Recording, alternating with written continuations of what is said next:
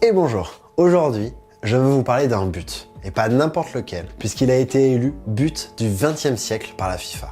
C'est la classe. Il s'agit d'un but de Diego Armando Maradona en quart de finale de la Coupe du Monde 86 face à l'Angleterre. S'il a gagné ce prestigieux titre, c'est bien sûr parce qu'il est magnifique, trop classe et tout ça, mais également parce qu'il a une histoire et un contexte de ouf. Alors, let's break it down. Maradona, c'est un truc de fou. Le mec est tellement populaire que des gens prient en son honneur. En el nombre de la tota, Don Diego, y el fruto de su amor. Diego, Diego. Et pour en arriver à ce niveau de passion, le mec a bien dû faire des trucs de fou quoi. Eh bien le but du siècle en fait partie.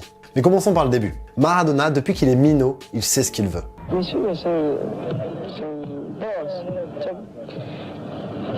Mi primer sueño es jugar en el Mundial. Y el segundo es salir campeón. Alors il s'attelle au problème. Il devient joueur pro très jeune. Et du haut de son 1m65, il met tout le monde d'accord. Il faut bien comprendre que c'était un talent exceptionnel, au-delà de tout ce qu'on peut imaginer. Le mec avait tellement de facilité sur un terrain de foot qu'il tentait des trucs de fou juste pour amuser la galerie. Là par exemple, il dribble un mec, s'arrête et le redribble. Juste pour le kiff. Et en 86, l'année où il marque son fameux but, il pèse dans le game. Il est à ce moment-là le joueur le plus cher de l'histoire du football, avec un transfert élevé, attention, à 6 millions d'euros. C'est pas beaucoup aujourd'hui, mais à l'époque c'était 6 millions d'euros. Bref, si le talent de Maradona est indéniable, en 86, il a encore des choses à prouver pour rentrer dans la légende, pour faire partie des meilleurs. Il doit gagner la Coupe du Monde. Parce qu'il n'était pas là en 1978 quand l'Argentine devient champion du monde. Il avait 17 ans et le sélectionneur le trouvait trop jeune pour intégrer l'équipe. Ce n'est qu'en 82 qu'il réalise son premier rêve, mais ses performances sont moyennes et en plus l'Argentine est éliminée en quart de finale, c'est pas la folie. Arrive donc la Coupe du Monde 86. Il a 25 ans. Il est désormais le capitaine de l'équipe d'Argentine. Il n'a jamais été aussi affûté, aussi rapide. Il n'a jamais sauté aussi haut. Il est au sommet de sa forme. C'est son moment, c'est sa Coupe du Monde et il a besoin de marquer un grand coup. Et ça tombe bien parce qu'en quart de finale, l'Argentine affronte son ennemi juré. Alors oui, mais non en fait. Voilà.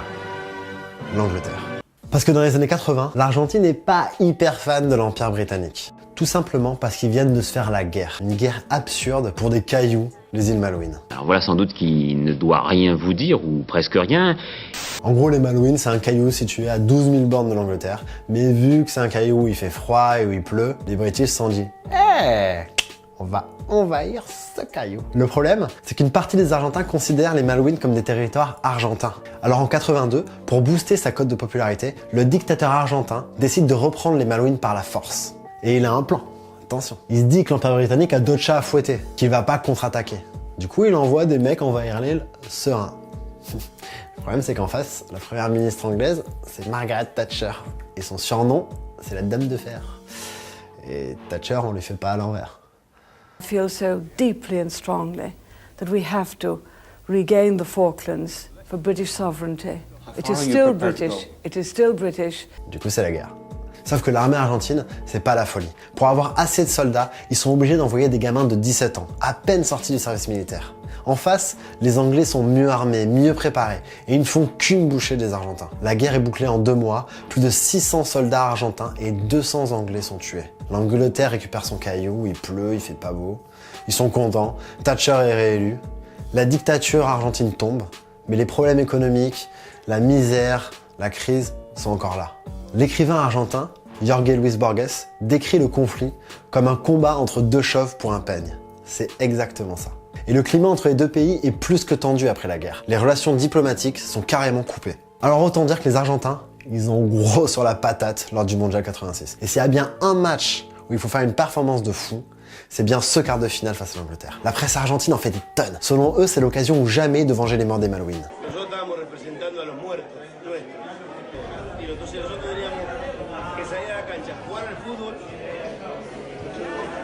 pensando en jugar al fútbol, pero sabiendo que el resultado dependía de que si nosotros sacábamos Inglaterra era como una guerra futbolística ganada. T'imagines la pression? Maradona, il mesure 1m65, c'est un hobbit, et il est censé venger son pays de l'Empire britannique. Mais Maradona, il n'est pas du genre à crier sous la pression. Et en plus, il a des trucs à prouver. Donc c'est parti. Le match se joue à Mexico, dans l'Estadio Azteca. Il a 115 000 personnes dans les tribunes. On est le 3 juin, c'est midi, il fait chaud. Mais tout ça, ça ne gêne pas Maradona. Le mec est au taquet. Pendant toute la première mi-temps, il fait danser les Anglais. Mais ils tiennent. Et à la pause, il y a toujours 0-0. C'est de retour de vestiaire que Maradona va définitivement monter en puissance. Et à la 51e, il lâche les chevaux. Bim! Mais attendez, regardez bien. Il marque de la main. On n'a pas le droit de faire ça. Hein. Il y a clairement entourloupe. Et il le sait. Alors il fonce célébrer son but. Comme pour convaincre l'arbitre que l'action est bien valable. Il se dit que si sa célébration semble sincère, l'arbitre va pas penser qu'il a triché.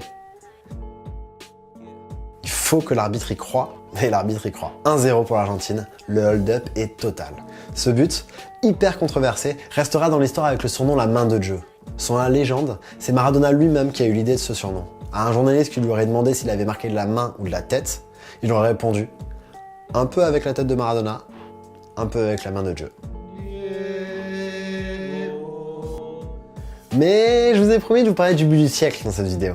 Et c'est pas celui-là le but du siècle. Non. Le but du siècle, il arrive juste 4 minutes après la main de Dieu.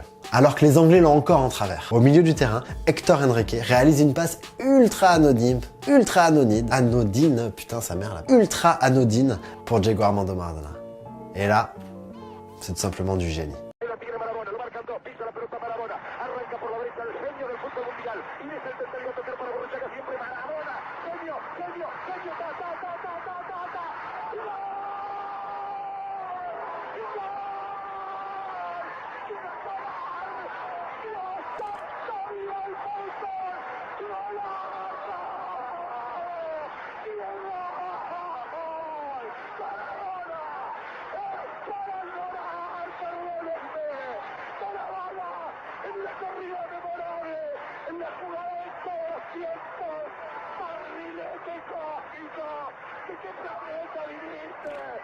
On est à Mexico, il est 13h, ça fait 1 heure que ça joue, il fait 40 000 degrés à l'ombre, tout le monde est crevé et Maradona se claque tranquillement une petite chevauchée de 52 mètres en 10 secondes. Où il se joue pas d'un Anglais, pas de 2 Anglais, mais de 6 Anglais, la moitié de l'équipe, goal compris. Il est habité, Diego. Enfin bref, il y a 2-0, l'équipe d'Angleterre va bien sauver l'honneur, mais ne s'en relèvera pas. L'Argentine file en demi-finale face à la Belgique, Maradona, nouveau doublé. En finale contre l'Allemagne, il arrache la victoire. Et voilà. Ça y est, Maradona a réalisé son rêve de gosse. Il est champion du monde. Et en plus de ça, il est élu meilleur joueur de la compétition. De leur côté, les Anglais, ils ragent. Ils ont même demandé à faire rejouer le match. Encore aujourd'hui, certains d'entre eux en veulent encore à Maradona. I've still not forgiven Diego Maradona, so Diego. Mais le mal est fait. Et Maradona, lui, il est tranquille. Hein. Il assume complètement qu'il a mis la main. Il est tellement à l'aise avec la situation qu'il est devenu pote avec l'arbitre de la rencontre. Un des joueurs anglais, Terry Butcher, estime qu'en marquant de la main, Maradona voulait leur faire ressentir une injustice semblable à celle des Malouines. Et qu'en marquant un chef-d'œuvre juste après, il les empêche de cacher leur défaite derrière cette injustice. Je pense pas qu'il ait pensé à tout ça en marquant ses buts, ça va trop vite, il était dans son match. Mais c'est clair qu'on peut avoir cette impression. Le truc qui me fascine, c'est que l'ensemble du match est complètement cinématographique. Ce match dépasse le rectangle du terrain. Les deux pays viennent de se faire la guerre. Les perdants ont l'occasion de se venger le temps d'un match. Et puis c'est Maradona, et pas n'importe quel autre joueur qui marque. Le petit hobbit de 1m65 qui va à lui tout seul faire tomber l'Empire britannique. Et ses buts sont irréels. Il aurait pu marquer de n'importe quelle manière, mais non. En 2002, la FIFA a lancé un grand vote pour élire le plus beau but du XXe siècle en Coupe du Monde. Plus de 300 000 personnes ont voté. Et c'est ce but, le second face à l'Angleterre, qui a été choisi. Parce qu'il est beau, évidemment, mais aussi parce qu'il a du sens. Voilà, c'est terminé pour cet épisode d'Histoire de foot. J'espère que ça vous a plu. N'oubliez pas de vous abonner. Et au fait, c'est quoi votre but du siècle à vous? Dites-moi ça en commentaire, tiens.